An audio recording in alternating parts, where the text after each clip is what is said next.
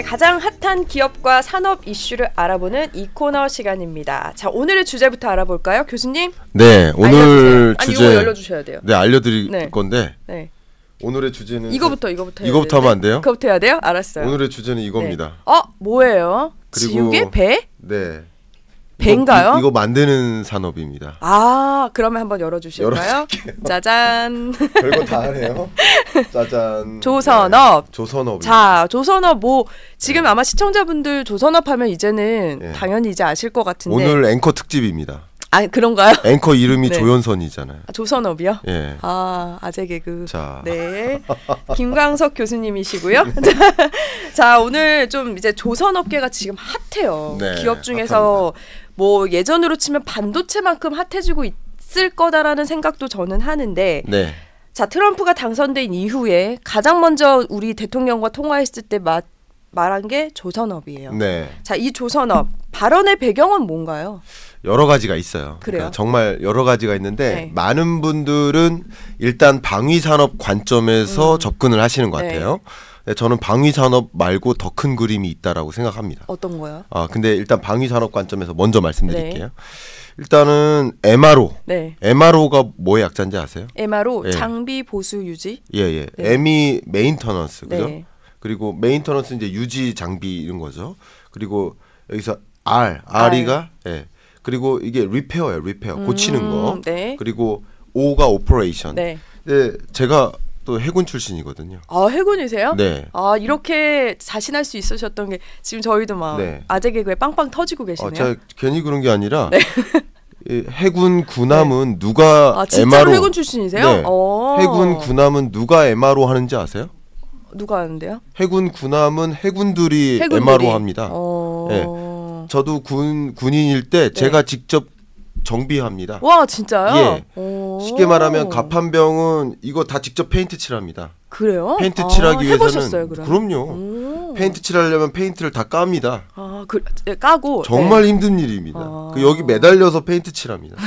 정말 저 농담하는 게 아니고요. 아니, 너무 진심이셔가지고. 진지하게 얘기합니다. 네. 이 모든 일이 MRO인데 그러니까 물론 저는 이제 페인트 외장만 얘기한 거지 그 안에 들어가 있는 각종 보일러라든가 그렇겠죠. 기계 장비 여기 안에들은 특히 함정 특히 방위 산업 같은 경우는 유도탄이라든가 미사일이라든가 굉장히 많은 그 군수 장비들 있잖아요. 이런 것들을 유지 관리를 해야 돼요. 그런 영역에 있어서 이제 미국은 그 동력이 많이 상실됐어요. 그러니까 그런 거 한국이 해달라라는 관점이고 첫 번째. 두 번째는요. 이게 큰 그림인데요. 미국이 제가 한번 이런 질문 드릴게요. 미국이 세계 최대 원유 생산국입니다. 이미. 근데 바이든은 좀 덜 그랬지만 트럼프가 일기 때 당선되자마자 첫 번째로 한 일이 뭔지 아세요? 뭔데요? 파리 기후협약 탈퇴. 탈퇴. 근데 바이든이 첫 번째로 했던 일이 뭔지 아세요? 뭐죠? 그거 재가입입니다. 기후변화 대응에 있어서 이렇게 첨예하게 다른 생각을 갖고 있는 인물들이. 제가 무슨 말씀을 드리냐면 그러니까 유망산업이 다른 겁니다. 석유화학산업. 석유화학산업. 그렇죠. 그러면 미국이 이미 세계 최대 원유 생산국인데 이제 셰일가스, 셰일 오일을 더 적극적으로 개발하겠다. 석유화학 산업을 밀어붙이겠다라는 거예요. 트럼프는. 그러면 가뜩이나 세계 최대 원유 생산국이고 2년 전부터 순수출국으로 바뀌었습니다. 그러면 더 많이 생산하겠다라고 한다면 소비국이자 생산국이었는데 더 많이 수출하겠다 그러면 뭐가 필요한 거예요? 배가 필요한 거예요. 그렇죠. 유조선, LNG선. 그러니까 그런 부분도 한국이 협조해줬으면 좋겠다. 그러니까 결국 방위 산업 영역에서 MRO, 유지보수 같은 것도 협조해달라. 그리고 유조선, LNG선 같은 이런 영역에서도 좀 협조해달라. 이게 트럼프가 그림 그리고 있는 영역에 있어서 당신네들이 협조해달라.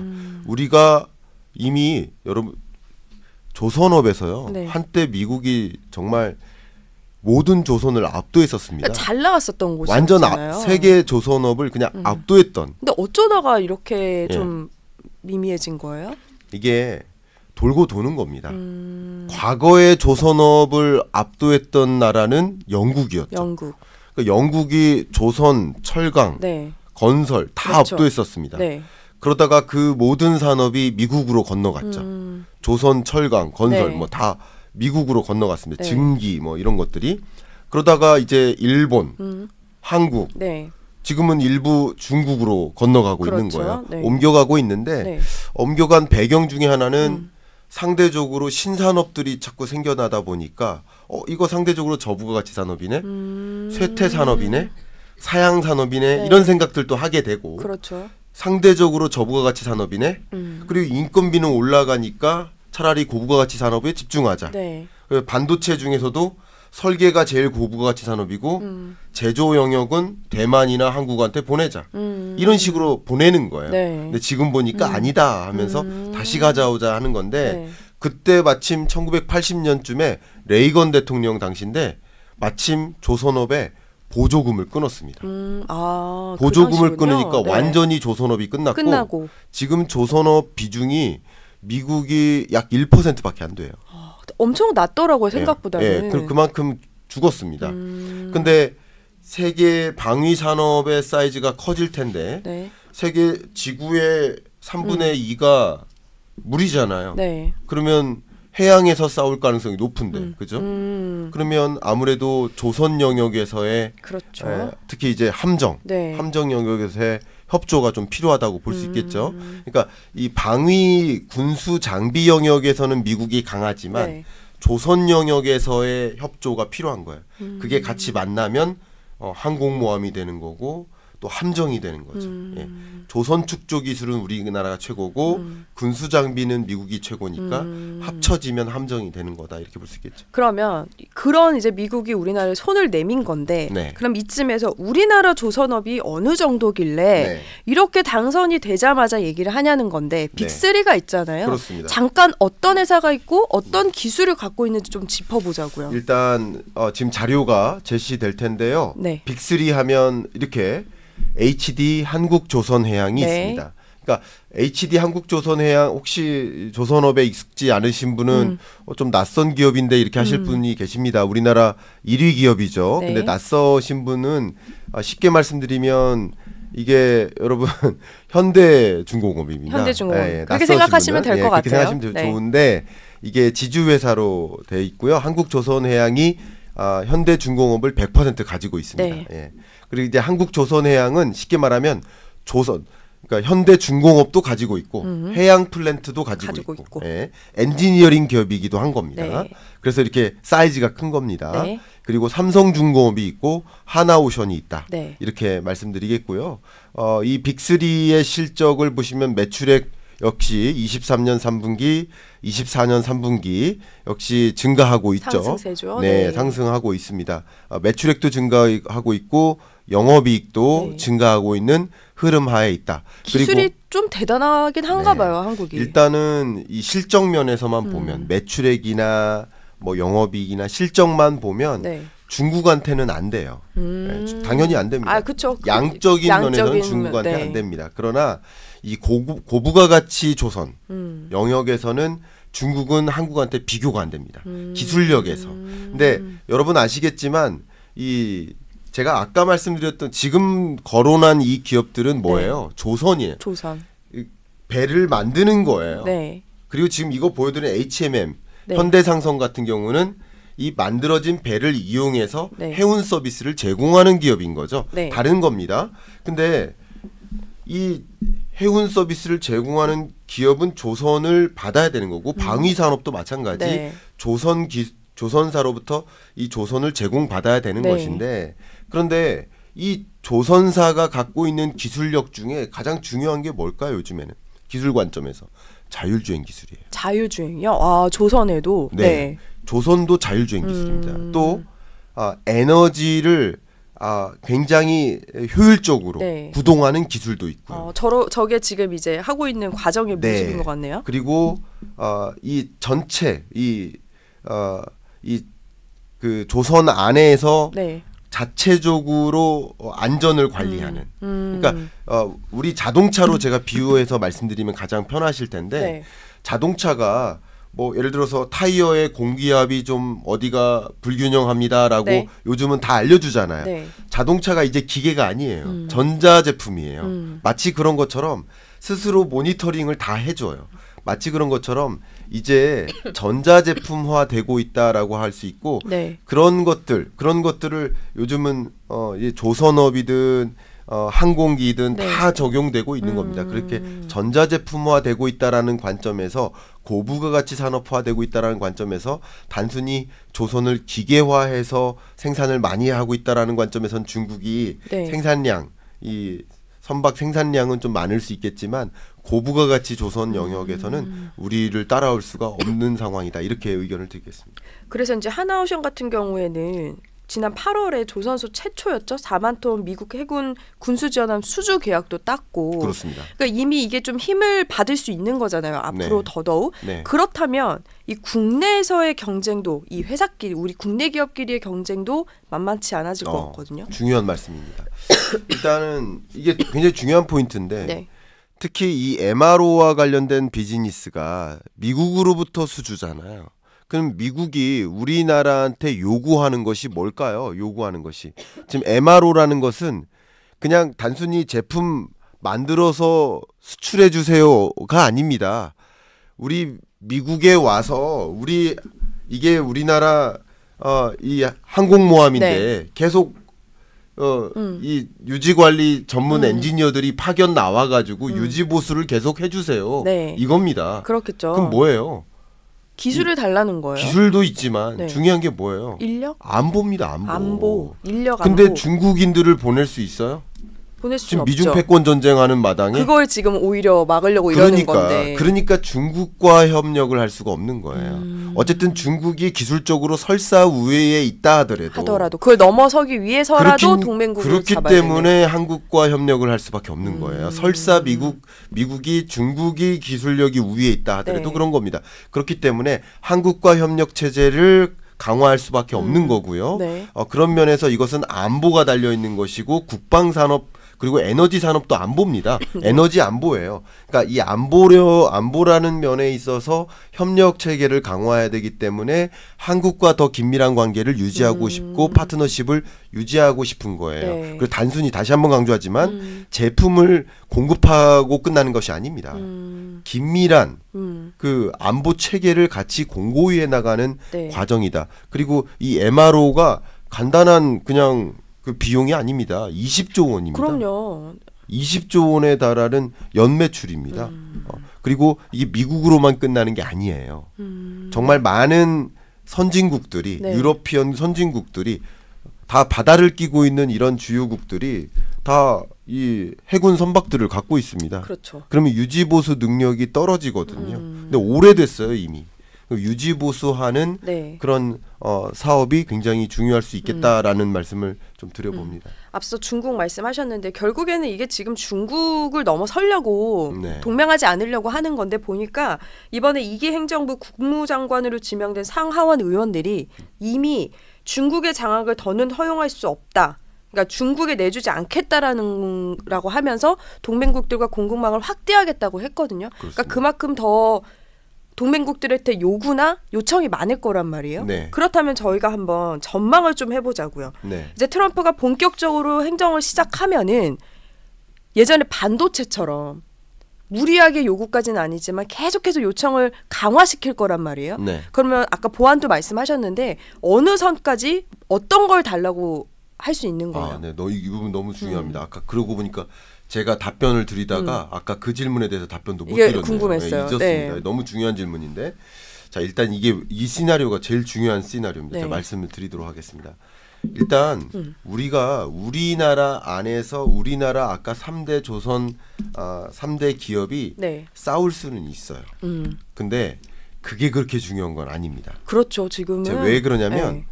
지금 HBM 시장에서 네. 우리나라 두 개 기업끼리 싸우는 겁니다. 네. 굳이 따지면 네. 물론 엔비디아 납품에 있어서는 SK 하이닉스가 독보적인 영향력을 현재까지는 보이고 있지만 네. 세계 HBM 시장에서는 삼성전자와 SK 하이닉스가 양분하고 있는 거예요. 네. 엔비디아에 납품하고 있는 건 SK 하이닉스 하나지만 네. 전체 HBM 시장에서는 삼성전자와 SK 하이닉스가 양분하고 있는 겁니다. 네. 그러니까 누군가 SK 예를 들어서 삼성전자가 엔비디아에 만약에 HBM을 납품하기 시작하면 네. 상대적으로 SK 하이닉스는 쉐어를 잃는 거예요. 잃는 거죠. 그러니까 그런 거라고 볼 수 있겠습니다. 그런 식으로 생각하시면 좋겠습니다. 그러나 더 중요한 게 뭐냐면 전체 시장이 커진다는 걸 생각해야 됩니다. 제가 이 말씀을 드릴게요. 네.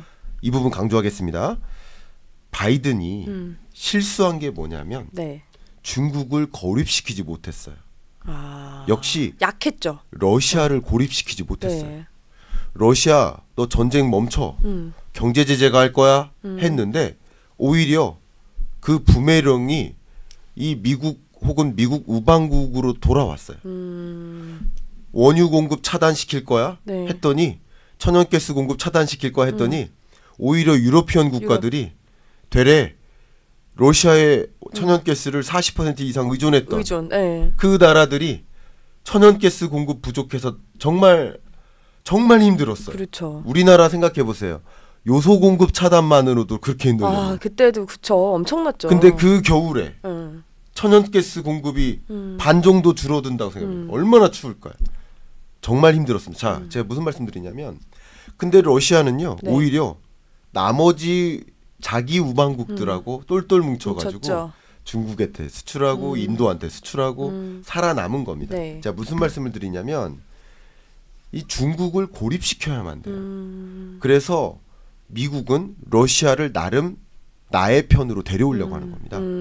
러시아 땅을 내주더라도 네. 그게 전략입니다. 네. 그리고 역시 중동 국가 혹은 그 밖에 다른 나라들을 자기 편으로 데려오려고 노력하는 겁니다. 그래서 중국을 고립시키려고 하는 거예요. 네. 그러면 아까 말씀드렸듯이 조선 수주액을 보면 저부가 가치 영역일지라도 전체 시장에서 압도적인 비중을 차지하고 있는 것이 중국인데 그렇죠. 그러면 중국이 결국 조선 축주량, 조선 시장에서 상대량이 고립되는 과정에서 시장을 잃어갈 가능성이 있고 네. 그러면 그 시장을 상대적으로 우리나라가 차지해 나갈 가능성이 있습니다. 우리나라와 일본이. 예. 그러니까 미국 시장뿐만 아니라 미국을 제외한 그 밖에 다른 나라로부터의 조선 축조 조달 그리고 MRO 이런 관련 시장 수요가 더 늘어날 여지가 있겠다. 동시에 국가 간의 경쟁도 커질 수도 있겠네요. 더. 그렇습니다. 그러나 조선 산업에 있어서는 중국을 제외한 우리나라가 가장 강하다. 네, 네. 그러니까 일본과 우리나라가 강자인데 그래도 방심해서는 안 되겠어요. 방심해서는 안 되죠. 근데 우리나라가 강자고요. 일본이 그다음 강자라고 볼 수 있겠습니다. 가격 경쟁력이나 품질 경쟁력이나 네. 기술 경쟁력 여러 가지 면에서 일본보다도 우위에 있다고 평가받고 있습니다. 네. 그래서 그런 면에서 우리한테는 상당 부분 기회가 있겠다 이렇게 의견 드리겠습니다. 그래서 요즘 조선업계가 뭐 그 하나오션의 해군 수주 계약도 있었지만 슈퍼사이클이라는 말이 이제 다시 나오거든요. 워낙 장기간 동안은 조금은 미미했던 이제 산업이었는데 최근에 이제 조선 빅그리스 아까 말씀하셨던 것처럼 3분기 실적 발표도 있었고 그렇다면 이 슈퍼사이클이 트럼프 집권 내내는 좀 더 이어지거나 더 좋아지거나 할까요? 자, 시나리오를 좀 그려볼게요. 제가 야심차게 이걸 갖고 네. 왔는데 제가 계속 강조하지만 이 HMM은 제가 여기 이 기업에 강연 갔다가 이걸 선물로 받았는데 네. 사실 이게 USB예요. 아, 네, USB도 지우개인가 했어요. 기념품인데 네. 자, 이거는 이 현대상선과 같은 네. 사실 트럼프가 당선되자마자 주가가 급락했던 기업 하나가 뭘까요? 어떤 거였죠? 머스크입니다. 머스크. 머스크가 세계 해운 네. 물동량의 약 60-70% 비중을 차지합니다. 왜 그럴까요? 관세 전쟁을 일으키는 인물이 등장할 테니 그러면 해운 물동량이 급감하겠구나. 미국이 관세를 올리면 네. 세계적으로 관세를 올리겠고 네. 그러면 국제 교역량이 감소하겠구나. 그러면 해운 물동량 이 상선의 수요가 줄어들겠구나. 네. 물동량이 줄어들겠구나. 그러면 기본적으로 이 앞단에 있는 밸류체인 조선 수요는 줄어들겠구나라고 생각할 수가 있겠죠. 그렇죠. 이거는 부정적인 요인이에요. 네. 다만 자, 한 가지 요소 네. 상선으로부터의 조선 수요는 줄어들 여지가 있겠다. 이렇게 가정하시는 게 맞습니다. 네. 첫 번째. 네. 다만 두 번째 어떤 수요가 늘어날까? 아까 말씀드렸던 미국발 에너지 조달, 네. 그러니까 LNG 또 유조선 수요는 있을 수 있다라고 의견을 드리고 네. 세 번째 미국 트럼프 대통령 당선인의 추진하고자 하는 그 방향성이 뭡니까? 네. 방위비 분담하라. 주한미군 철수하겠다. 네. 각자 도생입니다. 네.